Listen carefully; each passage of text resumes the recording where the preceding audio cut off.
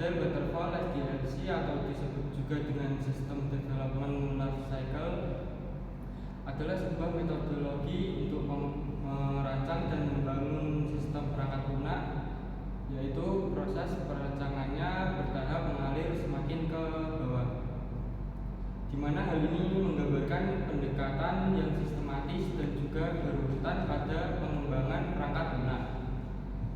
Dimulai dengan spesifikasi kebutuhan pengguna, lalu berlanjut melalui tahapan-tahapan perancangan, planning, modeling, construction, serta penyerahan sistem ke para pengguna, yang diakhiri dengan dukungan pada perangkat lunak lengkap yang dihasilkan.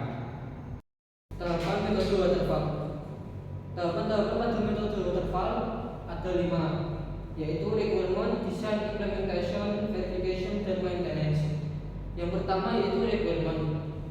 Pada tahap ini, pengembang sistem memerlukan komunikasi yang bertujuan untuk mengetahui sistem yang diinginkan atau yang diharapkan oleh pengguna dan batasan perangkat lunak tersebut.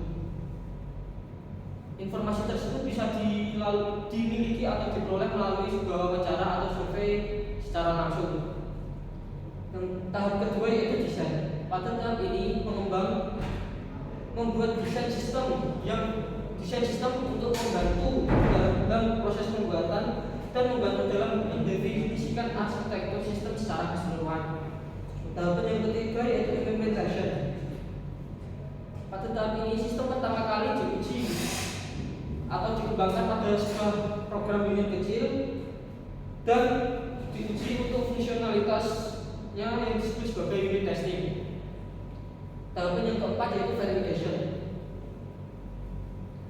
Pada tahap ini dilakukan verifikasi dan pengujian apakah sistem sepenuhnya berjalan dengan normal dan sudah memenuhi persyaratan yang juga dapat dikategorikan ke dalam unit testing. Tahap yang kelima yaitu maintenance. Ini merupakan tahap terakhir pada metode waterfall. Setelah perangkat dikembangkan atau diluncurkan atau dijalankan, kemudian dilakukan pemeliharaan bila ada sebuah kendala, termasuk memperbaiki kesalahan yang tidak ditemukan pada langkah-langkah sebelumnya. Kelebihan dari metode waterfall yaitu 1. Kualitas dari sistem yang dihasilkan akan baik karena pelaksanaannya dilakukan secara bertahap. 2. Proses pengembangan model fase one by one sehingga meminimalis kesalahan yang akan terjadi. 3. Dokumen pengembang sistem sangat terorganisir karena setiap fase harus diselesaikan dengan lengkap sebelum melangkah ke fase selanjutnya. Kekurangan dari metode waterfall adalah waktu pengembangan lama dan biaya mahal.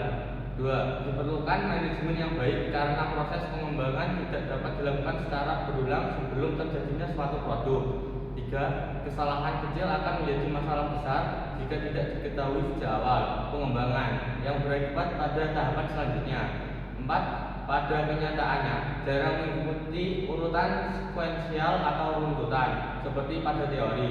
Iterasi atau perulangan sering terjadi menyebabkan masalah baru.